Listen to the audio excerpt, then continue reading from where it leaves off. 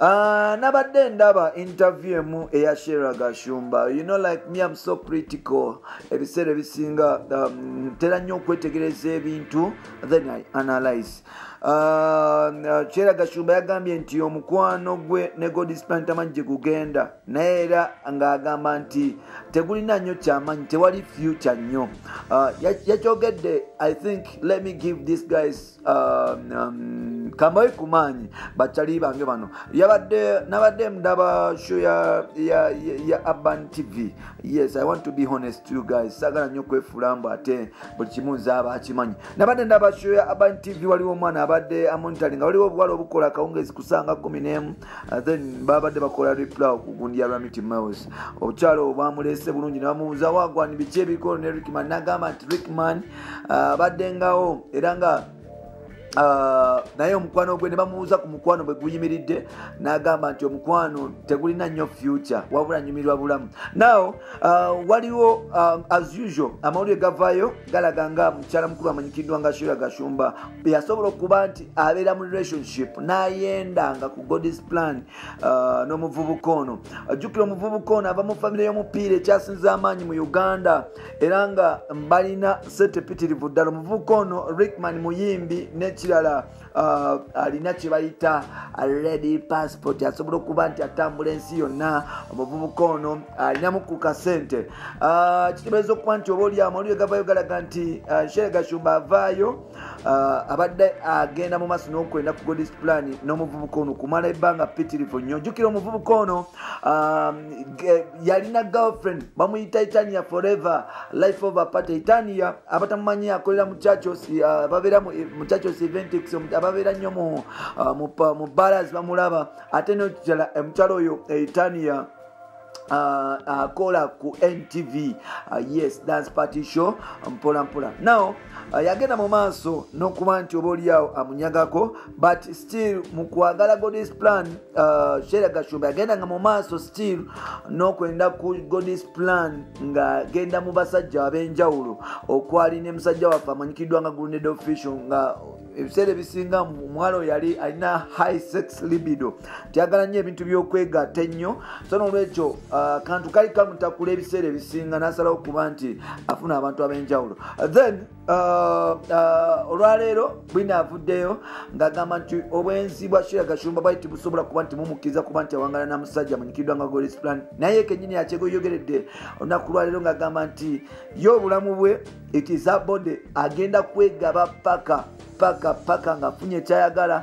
Agambye nti agenda kwegaba kuba omubiri gugwe n'ebisigadde bwe bityo. Nkwaniriza nno ku mukutu gwaffe omuganzi ogumanyikiddwa nga Uganda Mukamoli amanya n'eddoboozi bamutantambi Jimso Rich Boy Maksudi Junior. Nabagamba bannayuganda bannange nti mbasaamu nnyo ekitiibwa, batali bange bannayuganda mwenna mbaagala nnyo. Ng'oli mu Uganda ne bweru w'eggwanga nkusaamu nnyo ekitiibwa. Nabagamba palapase nedda, bambi nedda. Nasalawo okuba nti mbaleetera oba oliawo n'endipotinga ebyemusinga okuba nti mulina okumanya. Lubadde olunaku lwaleero bwinaavaayo nti mukyala mukulu amanyikiddwa nga Shera Gashumba. I don't know why abakyala abatono balina problem. Abakyala abatono balina problem yadde nga n'abakyala abanene nnyo ate balina problem, naye abakyala abatono balina character gye saagala. Mukyalo ono Shera Gashumba mutulira musajja muwala mutono nnyo, naye atandika ebintu bya sex ku myaka 15. Like I think in senior 2 she has already started sleeping with men, and like up to now I'm asking myself which kind of these bitches. Like amawulire gavaayo gagamba nti omukyalo ono yali ayenda ku Godsplan according mu camp ya Godsplan. However much ne Shera yagambanga nti Godsplan yali agenda mu maaso n'okuba nti amwendako kwe kumukola revenge, but up to now bwe nabadde ndaba interview ya Shera ku TVM gye nabagambyeko awo, yavuddeyo n'agamba nti ne relationship eno gyalimu ya Rickman tamanyi gyegenda kuggwera, nti terinamu future, meaning she's ready to serve her puss for everybody. Omuntu yenna asobola kapa omuntu yenna asobola okujja n'abaako kyekolera asobola agenda mu maaso n'okuba nti abifuna byebyo.